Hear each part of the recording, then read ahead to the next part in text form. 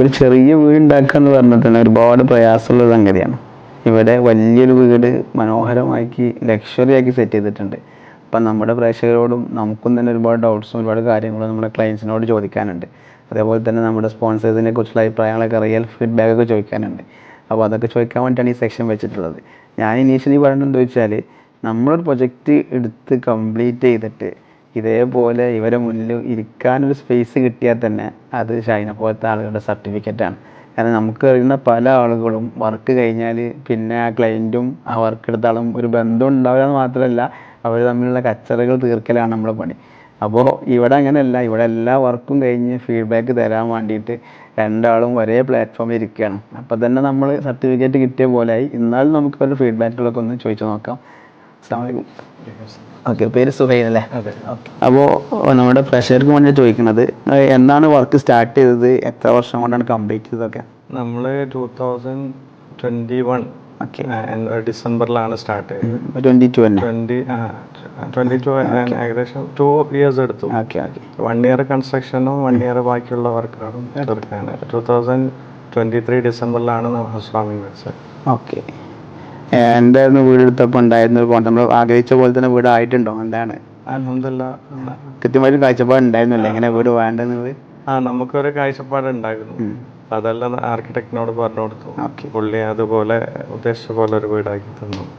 പിന്നെ അത് ഇന്റീരിയർ ചെയ്യാന്നുള്ളതായിരുന്നു വലിയൊരു നമ്മൾ ഒരു ഉദ്ദേശത്തിലുള്ള. എനിക്ക് നാട്ടിൽ ചെയ്യുന്നതിലും ഡിഫറെൻ്റ് ആയിട്ടൊരു കോണ്ടംപററി സ്റ്റൈലിൽ ചെയ്യണം എന്നാണ് ഒരാഗ്രഹം ഉണ്ടായിരുന്നത്. അപ്പം അതുപോലെ വേണമെന്ന് പറഞ്ഞു.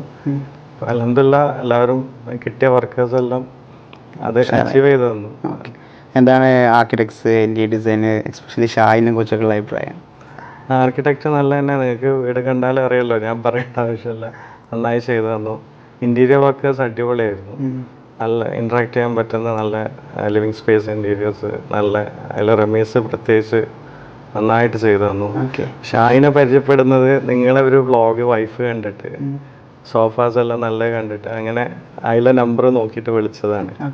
അപ്പോൾ നമ്മൾ ഫർണിച്ചർ ഇവിടുത്തെ എല്ലാ സോഫാസും ഫോട്ടോ പിക്ചർ അയച്ചു കൊടുത്തിട്ട് ഉണ്ടാക്കിച്ചത്. അപ്പോൾ എല്ലാം നെറ്റിൽ കണ്ട പിക്ചേഴ്സ് എല്ലാം ഷായിക്ക് അയച്ചു കൊടുത്തു. ചിലതെല്ലാം റിജക്റ്റ്. ഈ ഡൈനിങ് ടേബിളെല്ലാം നമ്മൾ വേറെ 1-2 സ്ഥലത്ത് നിന്ന് ചോദിച്ചപ്പോൾ അവർ റിജക്റ്റ് ചെയ്താൽ പറ്റില്ല, അങ്ങനെ ചെയ്യാൻ പറ്റില്ല എന്നാണ്. പക്ഷേ ഷായി അത് കോൺഫിഡൻസിൽ ഏറ്റെടുത്തു, നന്നായിട്ട് ചെയ്തു തന്നു. നല്ല ടൈംലി എത്തിച്ചു തന്നു. എല്ലാം പ്രീമിയം ആയിട്ട് തന്നെ ചെയ്തു തന്നു. 100% ഹാപ്പിയാണ്. ഒരു കൗതുകത്തിൽ അല്ല, നമുക്ക് നാട്ടിൽ ഡീൽ ചെയ്യാൻ പറ്റുന്ന ഒരു ഇതുണ്ടല്ലോ, നമുക്കൊരു സപ്പോർട്ടീവായി ഡീൽ ചെയ്യാൻ പറ്റുന്ന ആൾക്കാരിൽ പെട്ടതാണൊന്ന് ഷായി. അങ്ങനെ അല്ലാത്ത അനുഭവങ്ങളും ഉണ്ടായിട്ടുണ്ട്. പക്ഷെ ഇങ്ങനത്തെ ആളുകളെല്ലാം നല്ല സപ്പോർട്ടീവായിട്ട് നല്ല ഫ്രണ്ട്ലി ആയിട്ട് കോപ്പറേറ്റ് ചെയ്ത് നമുക്ക് ടൈംലി അത് തീർത്ത് നല്ലതാണ്. അത് അപ്രീഷിയേറ്റ് ചെയ്യുന്നു.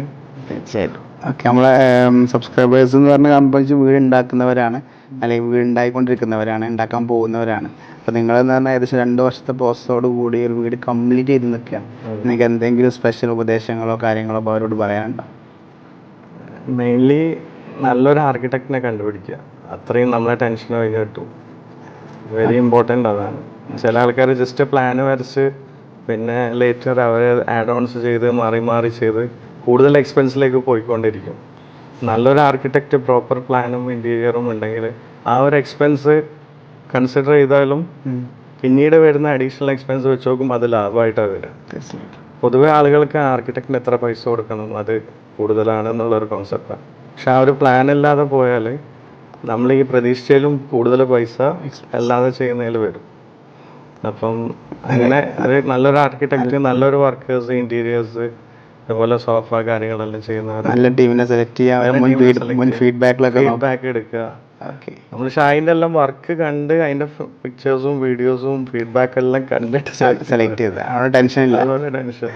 ഓക്കെ, ബേസിക്കലി ഞാനൊരു എഞ്ചിനീയറാണ്. അപ്പോൾ ഞാൻ വീട് എടുക്കുന്ന സമയത്ത് റിക്വയർമെൻറ്റ് ചോദിക്കുന്ന സമയത്ത് പറയാറുണ്ട്, നിങ്ങൾ റിക്വയർമെൻറ്റ് പറയുമ്പോൾ ഫാമിലി ആയിട്ട് വരണം.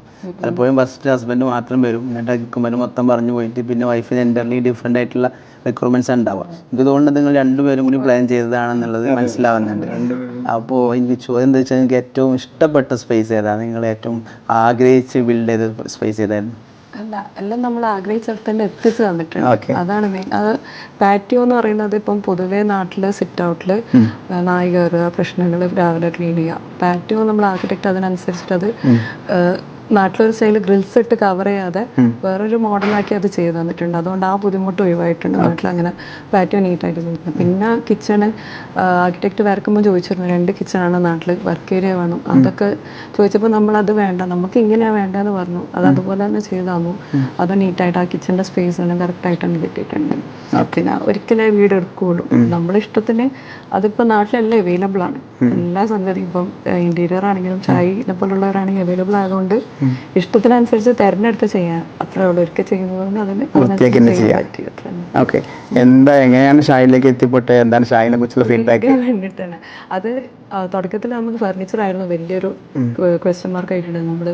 എങ്ങനെ നമ്മൾ ഉദ്ദേശിച്ച പോലെ ആവോ എന്നുള്ളൊരു ടെൻഷൻ ഉണ്ടായിരുന്നു.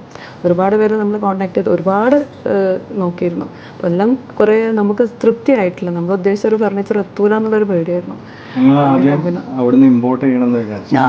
പുള്ളി കാർഗോ വിടാന്നൊരു പ്ലാനിലാണ്. പ്ലാനിലായിരുന്നു. അപ്പോഴാണ് നിങ്ങളൊരു വീഡിയോ ഒരു ദിവസം കണ്ടെങ്കിലും പിന്നെ അങ്ങോട്ട് പറഞ്ഞു ഇനി ആ ടെൻഷൻ വേണ്ട, കാരണം അത് ഒഴിവാക്കി നേരെ ആളെ വിളിച്ചപ്പോൾ ഇപ്പൊ വിദേശത്തുള്ളവരോടും പറയാനുള്ളതാണ്, അവിടുന്ന് വാങ്ങി പർച്ചേസ് ചെയ്ത് അത് കാർഗോന്റെ എക്സ്പെൻസും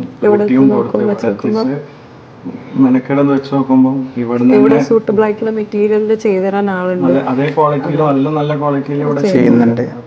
അതുകൊണ്ട് നമ്മുടെ ഫർണിച്ചർ കണ്ടിട്ട് ഒരുപാട് പേര് ചോദിച്ചിട്ടുമുണ്ട് ഇമ്പോർട്ട് ചെയ്തതാണോ, റെക്കമെൻഡ് ചെയ്യാൻ ഒരുപാട് പേര് ചോദിച്ചിട്ടുണ്ട്. പക്ഷെ നമ്മൾ കാണിച്ച എല്ലാ പിക്കും അത് അതുപോലെ ചെയ്തു തന്നിട്ടുണ്ട്. അത് കസ്റ്റമൈസ് ചെയ്തതാന്ന് പറഞ്ഞാലും വിശ്വസിച്ചിട്ടുമില്ല. അത് കുറെ പേര് വിചാരിച്ചത് ഇമ്പോർട്ട് ചെയ്തതാണ്. അതിൽ വലിയൊരു താങ്ക് യു ഉണ്ട് എന്തായാലും നിങ്ങളോട്. അതിനെ കാണിച്ചു തന്നെങ്കിലും ക്വാളിറ്റി ഉണ്ട് മൊത്തത്തിൽ. അപ്പോൾ നമ്മളെല്ലാവരും ഇൻ്റർവ്യൂ സെഷനിൽ എല്ലാവരും പറയുന്ന സംഗതി തന്നെയാണ്, നിങ്ങൾ ഇനീഷ്യലി സെലക്ട് ചെയ്യുന്ന ആളുകളെ അവരുടെ എല്ലാം ചെക്ക് ചെയ്തിട്ട് തന്നെ സെലക്ട് ചെയ്യണം. ജസ്റ്റ് ചെക്ക് ചെയ്താൽ പോരാ, അവരുടെ ക്ലയൻറ്റ് ഫീഡ്ബാക്ക് ചെക്ക് ചെയ്യാൻ പറ്റണം, അവരുടെ വർക്കിൻ്റെ ക്വാളിറ്റി മനസ്സിലാക്കണം. അങ്ങനെ ചെയ്തിട്ട് ഇനി അവരുടെ ചാർജ് കുറച്ച് കൂടുതലാണെങ്കിലും അവർക്ക് കൊടുത്താൽ നിങ്ങൾക്ക് ഒരുപാട് ടെൻഷൻ ഫ്രീ ആണ്, ഒരുപാട് ക്യാഷും ലാഭിക്കാം.